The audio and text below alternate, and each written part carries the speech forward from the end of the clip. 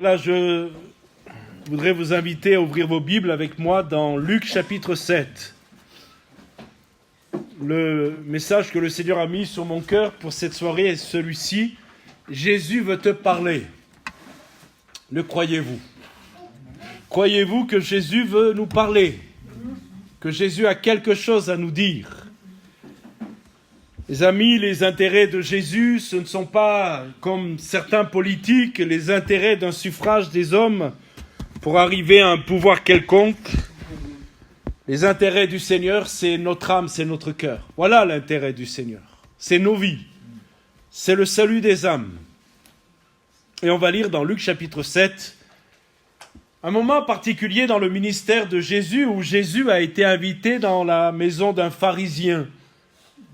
Je voudrais vous faire remarquer dès à présent que Jésus ne refuse aucune invitation. Amen. Un pharisien, alors qu'il connaît pertinemment ce qu'il y a dans le cœur des pharisiens, ils ont été des ennemis acharnés de Jésus et d'ailleurs par tout un complot, ils ont amené Jésus à la croix, mais Jésus est invité par un pharisien, il répond à l'invitation. Et ce qu'il y a de merveilleux, c'est que Jésus répond à toutes les invitations. Luc chapitre 7, verset 36. Un pharisien pria Jésus de manger avec lui. Jésus entra dans la maison du pharisien et se mit à table. Et voici, notez le voici, une femme pécheresse qui se trouvait dans la ville, ayant su qu'il était à table dans la maison du pharisien, apporta un vase d'albâtre plein de parfums. Et se tint derrière, aux pieds de Jésus. Elle pleurait. Et bientôt, elle lui mouilla les pieds de ses larmes, puis les essuya avec ses cheveux, les embrassa et les oignit de parfum. Le pharisien qui l'avait invité, voyant cela, dit en lui-même, « Si cet homme était prophète, il saurait qui et de quelle espèce est la femme qui le touche. Il saurait que c'est une pécheresse. » Jésus prit la parole et lui dit, « Simon, et voilà ce qui a donné le titre de ma pensée ce soir, Simon, j'ai quelque chose à te dire. » Jésus veut lui parler. « Simon, j'ai quelque chose à te dire. »« Maître, parle, répondit-il. »« Maître, parle, répondit-il. » Un créancier avait 2 débiteurs. L'un devait 500 deniers et l'autre 50. Comme il n'avait pas de quoi payer, il leur remit à tous les 2 leurs dettes. Lequel l'aimera le plus? Simon lui répondit, « Celui, je pense, auquel il a le plus remis. » Jésus lui dit, « Tu as bien jugé. » Puis se tournant vers la femme, il dit à Simon, « Vois-tu cette femme ? Je suis entré dans ta maison et tu ne m'as point donné d'eau pour laver mes pieds. » Ce qui était, je fais une courte parenthèse, la moindre des politesses. La première des politesses. Eh bien, ce pharisien ne l'a pas fait. Mais elle les a mouillés de ses larmes et les a essuyés avec ses cheveux. Tu ne m'as point donné de baiser. Deuxième témoignage de politesse et de joie d'accueillir un hôte. Tu ne m'as point donné de baiser, mais elle, depuis que je suis entré, elle n'a point cessé d'embrasser mes pieds. Tu ne m'as point versé d'huile sur ma tête, mais elle a versé du parfum sur mes pieds. C'est pourquoi je te le dis, ses nombreux péchés ont été pardonnés, car elle a beaucoup aimé. Mais à celui à qui on pardonne peu, aime peu. Et il dit à la femme, tes péchés sont pardonnés. Ceux qui étaient à table avec lui se mirent à dire en eux-mêmes, qui est celui qui pardonne même les péchés? Mais Jésus dit à la femme, ta foi t'a sauvée, va en paix. Amen. Jésus veut nous parler. Et je crois que même dans une réunion dite d'évangélisation où l'auditoire clairsemé malheureusement, mais l'auditoire composé essentiellement d'enfants de Dieu, Jésus veut encore nous parler. Et je crois qu'il faut racheter le temps Nous en parlerons certainement dimanche matin, mais il nous faut réaliser que dans les temps dans lesquels nous sommes, Jésus veut parler à son peuple, à son Église. Nous sommes dans des temps où nous sommes abreuvés, saturés d'informations les plus négatives possibles. Nous passons d'une angoisse à une autre angoisse. On nous parle constamment d'une éventuelle guerre mondiale. On nous a même dit que peut-être, à un moment donné, il pourrait y avoir l'usage de la bombe atomique. Et pourquoi pas, honnêtement, vu dans quel contexte de vie nous sommes. Voilà pourquoi je crois qu'il faut racheter le temps et faire en sorte de dégager le temps que nous pouvons dégager pour venir entendre ce que Jésus a à nous dire. Car Jésus veut nous parler. Quelle que soit la raison qui nous a conduits ce soir dans ce lieu, je crois que ce n'est pas un hasard, et même si nous sommes enfants de Dieu, cette soirée est encore une invitation de la part de notre Seigneur, parce qu'il veut que nous le connaissions davantage. Peut-être que certains en savent tellement sur Jésus qu'ils n'ont même plus besoin. Mais moi, je marche avec Jésus depuis plus de 30 ans, je lis sa Bible depuis plus de 30 ans, et plus je m'approche de lui, plus je réalise que j'ai besoin d'apprendre beaucoup de lui encore. Et que je n'ai pas fait le tour de la question. Peut-être êtes-vous comme moi, conscient que nous n'avons pas fait le tour de la question. Revenons à notre scène ce soir. Nous sommes en présence de deux personnes et deux mondes totalement différents. Elle se passe, cette scène, chez un certain Simon. C'est un pharisien, je vous l'ai dit. C'est un homme religieux, respectable, instruit. Il connaît les commandements. Il a observé scrupuleusement toutes les règles et même, vous le savez, ils en ont ajouté. On va dire que c'est un homme reconnu dans la ville. C'est un homme pieux.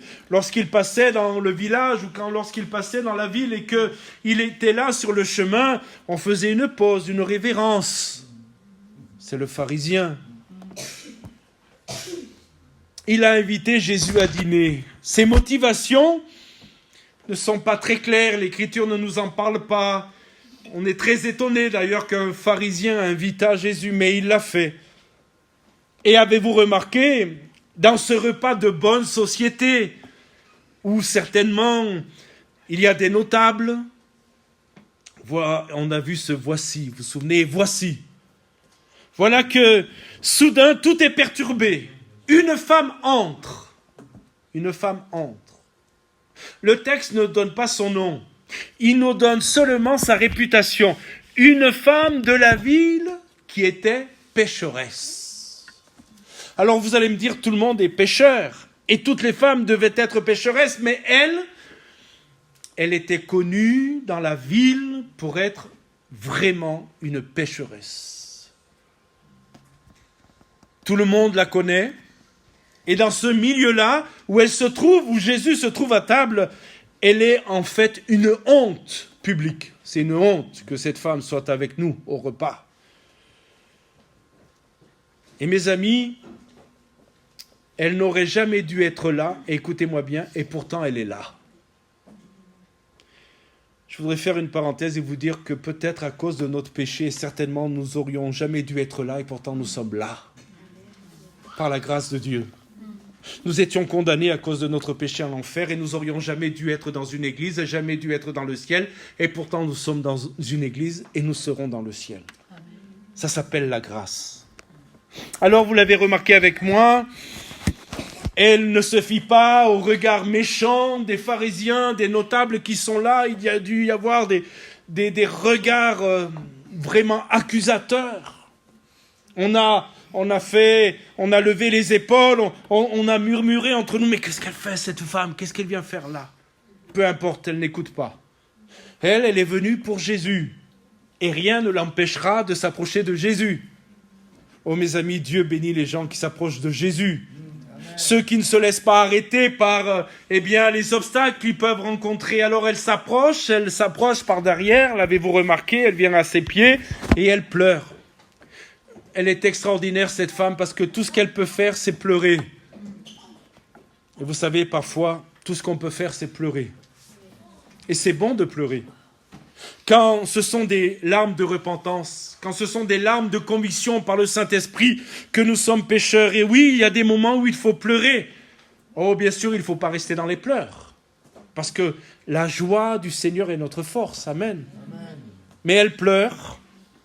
Ses larmes tombent sur les pieds de Jésus. Elle essuie avec ses cheveux, eh bien, ces larmes qui ont coulé. Et je ne sais pas si vous le savez, mais dans la culture de l'époque, libérer les cheveux en public était quelque chose qu'on ne devait pas faire. Mais elle le fait. Elle n'a pas pris de serviette ou je ne sais trop quoi. Alors, tout ce qu'elle trouve pour essuyer les larmes sur les pieds de Jésus et laver ses pieds, rappelez-vous, ce que le pharisien n'a pas fait. Alors, elle déploie sa chevelure, ce qui ne se fait pas pour une femme en public en ce temps-là, pour essuyer les pieds de Jésus. Cela révèle deux choses. D'abord, une intimité qu'elle veut avoir avec le Seigneur. Et une deuxième chose, une humilité, parce qu'elle se découvre. Après, elle va briser son vase de parfum, un vase d'albâtre. On en reparlera dans quelques instants. C'était un vase précieux. À l'époque, il n'y avait pas d'épargne. On ne pouvait pas capitaliser dans une banque ou dans un domaine autre, une assurance retraite, une assurance vie. Alors le moyen le plus facile, c'était de récupérer du parfum dans un vase. C'était les économies. En fait, je ne sais pas si vous en êtes conscient, mais cette femme va briser tout ce qui a de la valeur dans sa vie. Elle le brise et elle le met sur les pieds de Jésus. Et maintenant, on en vient à Simon qui observe la scène avec dégoût. J'ai essayé de lire ce qu'il pensait, mais l'intonation n'était même pas à la hauteur du mépris que cet homme avait pour cette femme. La Bible nous dit qu'il pensait en lui-même. Avez-vous remarqué, en lui-même? Sans prononcer un mot à voix haute, il dit, si cet homme était vraiment un prophète, il saurait qui est cette femme, de quelle espèce est cette femme. Et il ne la laisserait pas le toucher. Il y a du mépris. Il y a du mépris. Et j'aime Jésus. Parce que Jésus va faire quelque chose d'extraordinaire. Il se tourne vers Simon et il dit à Simon, j'ai quelque chose à te dire. J'aime Simon parce que Simon lui dit, parle maître. Alors peut-être, c'est ce que je pense. Ce n'est pas écrit, je ne veux pas aller au-delà du texte, mais peut-être que le pharisien se disait aussi en lui-même quelque part, eh bien, Jésus veut me parler, Jésus va m'honorer, il va me remercier de l'avoir invité, il va m'honorer devant tout le monde. Et finalement, l'investissement que j'aurai fait pour l'inviter à ma table sera bon. Et Jésus va répondre à Simon qui n'a rien dit mais qui a pensé. Vous savez, Jésus entend ce que nous ne disons pas. Il perçoit ce que nous gardons pour nous, il voit à l'intérieur de nos pensées. Il est omniscient. Oh, souvent je dis au Seigneur, je suis content de ne pas avoir cet attribut, de ne pas être capable de savoir ce que les autres pensent pendant que je parle, parce que peut-être ça me découragerait, et peut-être que je terminerai même pas certaines prédications. Merci Seigneur de ne pas m'avoir donné cet attribut. Mais regardez ce que fait Jésus, et c'est là que j'aime Jésus. La première chose qu'il dit, ce n'est pas une accusation. Jésus ne dit pas, Simon, tu es un hypocrite. Il aurait pu. Jésus ne dit pas à Simon, comment oses-tu juger cette femme? Simon, et c'est l'amour de Jésus pour son ennemi, Simon va dire, j'ai quelque chose à te dire. Autrement dit, je veux avoir une conversation avec toi. Je ne te condamne pas. Mais on va parler. J'ai quelque chose à te dire. Vous savez, le Seigneur Jésus cherchera toujours une ouverture. Toujours un moyen de grâce. Alléluia. Alors Jésus, comme il a la bonne habitude de le faire, va raconter une courte histoire, une parabole. Vous connaissez les paraboles de Jésus. Là, nous avons la parabole des 2 débiteurs. Il y est question, vous l'avez remarqué, de 2 personnes endettées. L'une doit beaucoup, l'autre doit moins. Mais écoutez bien, les 2 doivent quelque chose et les 2 sont incapables de rembourser. le créancier va effacer la dette des deux. Les deux, retenez bien, n'ont pas la même dette, mais ils sont incapables, l'un comme l'autre, de rembourser la dette. Et Jésus va dire que la dette leur aura été remise. Alors Jésus pose la question, d'après toi Simon, lequel des deux aimera le plus? Et Simon répond correctement, celui à qui l'on a remis le plus. C'est évident. Et Jésus va lui dire, tu as bien jugé. Puis, avez-vous remarqué, tout le texte, tous les détails sont importants. Il n'y a pas de détails en fait. Tout est parfaitement orchestré par le Saint-Esprit et tout est dit d'une façon... C'est vrai, parfois il faut regarder, il faut plonger, mais avez-vous remarqué que au moment où il dit à Simon, tu as bien jugé, il se tourne vers la femme. Il ne se tourne plus vers Simon. Il se tourne vers la femme. Cette femme que Jésus méprisait, et il dit à Simon, écoutez bien, en regardant la femme. Maintenant, pour Jésus, son attention, c'est pour cette femme. Autrement dit, je le dis comme ça, Simon, tu es passé à côté de l'occasion de connaître la grâce. Moi, je vais m'occuper de celle qui veut connaître la grâce. Et mes frères et sœurs, permettez-moi de vous dire qu'il ne faut jamais passer à côté de l'occasion où Jésus a quelque chose à nous dire. Amen. Parce que si nous ne voulons pas qu'il s'occupe de nous, il s'occupera de ceux qui ont besoin et qui veulent de Jésus. Amen. Et il va dire à Simon, regarde là, depuis que je suis entré, elle n'a pas cessé de me montrer de l'amour, c'est ça en fait. Et toi, tu ne m'as pas donné d'eau pour mes pieds, tu ne m'as pas embrassé, tu n'as pas répandu d'huile parfumée, parce que l'huile était parfumée sur ma tête. Simon avait invité Jésus à sa table, mais il ne l'avait même pas accueilli par les moindres des politesses. C'était même pas une politesse froide, c'était du mépris, du mépris. Je ne sais pas si un jour vous allez chez quelqu'un, il vous ouvre la porte, ah c'est toi, ouais, ben allez rentre, puis vous tourne le dos. On nous invite même pas à nous asseoir, on nous donne même pas un verre d'eau. Je vous dis pas l'accueil, hein. Mais c'est comme ça que Jésus a été accueilli. C'est comme ça que Jésus a été accueilli.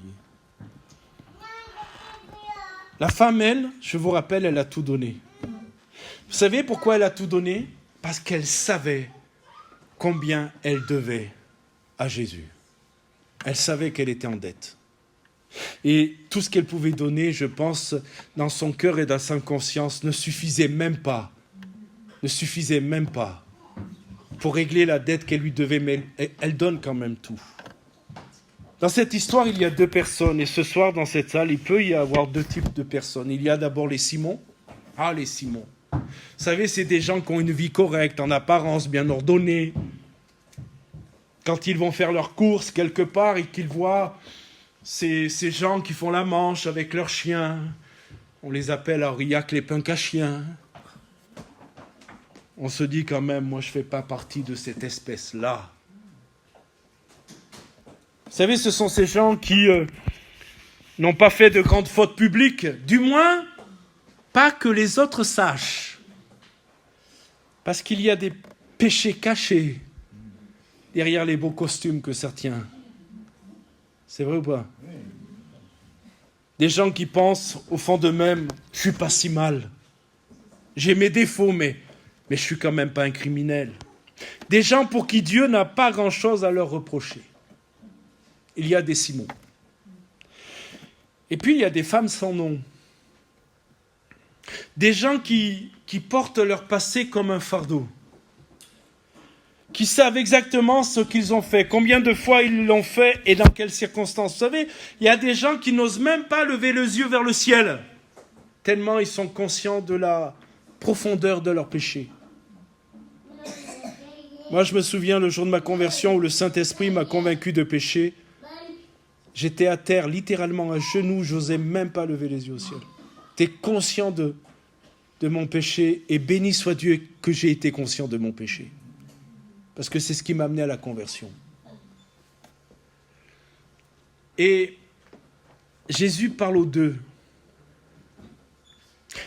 il dit à Simon, d'une certaine façon, il lui dit, ne pense pas que parce que ta dette est moindre, tu n'en as pas. Vous savez, je voudrais vous dire quelque chose. En enfer, il y aura des grands criminels, des meurtriers, des infanticides, des violeurs d'enfants, c'est vrai. Mais en enfer, il y aura aussi des menteurs patents, des gens qui ont vécu dans le mensonge, des gens qui ont vécu dans l'hypocrisie, des gens qui ont vécu dans le vol. Vous êtes avec moi, vous me suivez? Et Jésus dit à Simon, que tu doives 50 deniers ou 500 deniers, tu es en dette. Amen. Tu es en dette. La différence de degré ne change pas la nature du problème. Et à la femme, il va dire quelque chose que je crois nous avons tous entendu ce soir dans cette salle et que nous aimerions tellement que tout Aurillac l'entende. Il va dire au verset 48, « Tes péchés sont pardonnés. » Vous savez, la plus grande nouvelle que nous puissions apprendre, c'est pas qu'on a gagné à l'euro-million. Déjà, pour gagner, il faudrait jouer. Et comme on ne joue pas, alors certains vont me dire, mais moi je joue. Ah bon, tu joues au jeu de hasard? Comme c'est bizarre. Oh mes amis, la plus grande nouvelle que nous puissions entendre, ce n'est pas que nous soyons millionnaires, mais c'est que nos péchés soient pardonnés. Effacés, annulés, remis, la dette est épongée. Il n'en reste rien. Alléluia. Et ce soir, nous voulons bénir le Seigneur parce que nous sommes plusieurs, je crois, chacun d'entre nous, avoir entendu Jésus nous dire « Tes péchés sont pardonnés ». Tu n'avais pas les moyens de régler ta dette. Personne d'entre nous n'avait les moyens de régler la dette. Personne.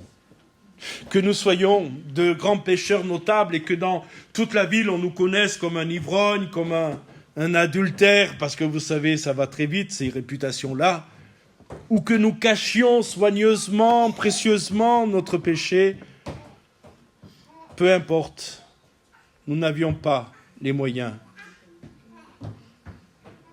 de régler notre dette. Et voilà pourquoi le Seigneur nous a donné sa vie. Amen. Jésus veut remettre nos dettes. Le cœur de l'évangile, c'est ça. Tout être humain, à un moment ou à un autre, fait l'expérience de ce que je vais appeler un décalage intérieur. C'est quoi un décalage intérieur? C'est ce que je voudrais être et ce que je suis. Ça vous parle, ça? Ce que je voudrais être et ce que je suis.